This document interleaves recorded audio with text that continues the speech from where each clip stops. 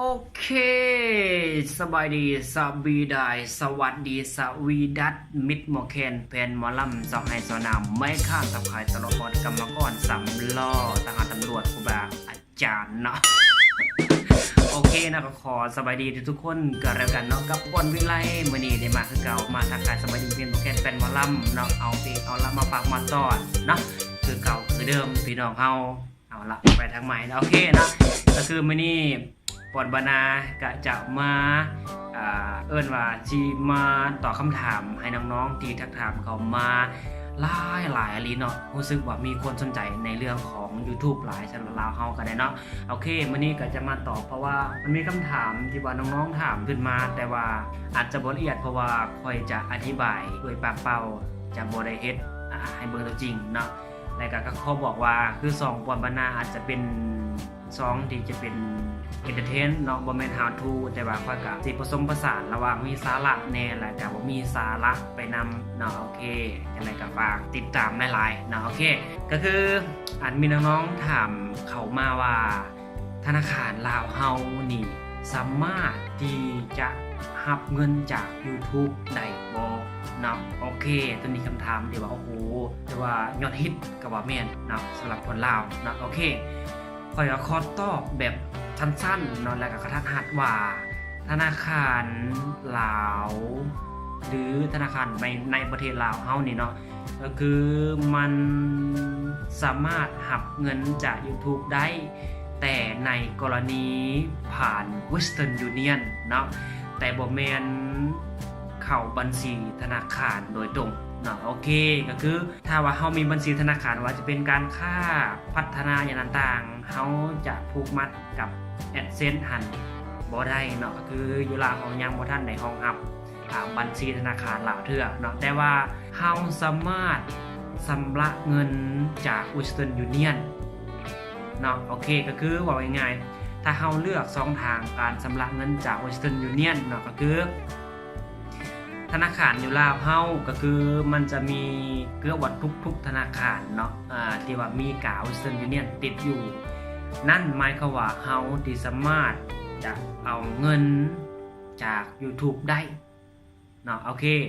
ก็ขออธิบายอีกเลิกๆเข้าไปอีกว่า Western Union มันสิเอาเงินจังได๋โอเคก็คือหมายความว่าเงินส่วนว่าเฮาเลือก2ทางชำระเนาะจากที่เฮาเลือกก็คือเฮาเลือกถ้าว่าเฮาเปิด AdSense ใหม่นะเปิด AdSense ใหม่ก็คือบางคนอาจจะใส่ธนาคารเนาะถ้าว่าเป็นอาจจะเป็นไทยหรือต่างประเทศอาจจะใส่ธนาคารแล้วก็ยังข้อมูลต่างๆเนาะแต่ Western Union นี้ก็คือ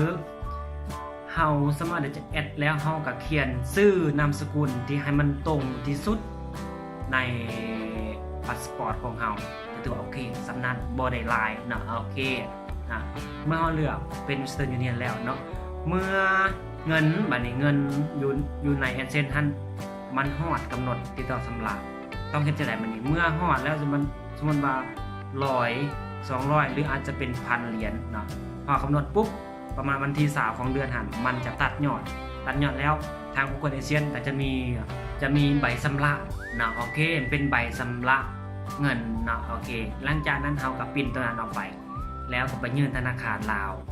เนาะอาจจะมี10ตัวเลขยังประมาณในตัวเลขลักษณะนั้นเนาะโดยเฉพาะแม่นคนที่มีญาติพี่น้องอยู่ต่างประเทศน่าจะรู้เรื่อง Western Union ดีเนาะโอเคเนาะสิประมาณนั้นนะและจะขอย้ำอีกเนาะว่าก่อนที่เฮา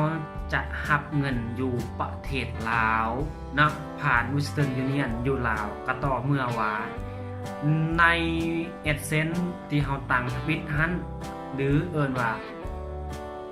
พื้นที่ขอบเขตต้องแม่นเป็นประเทศลาว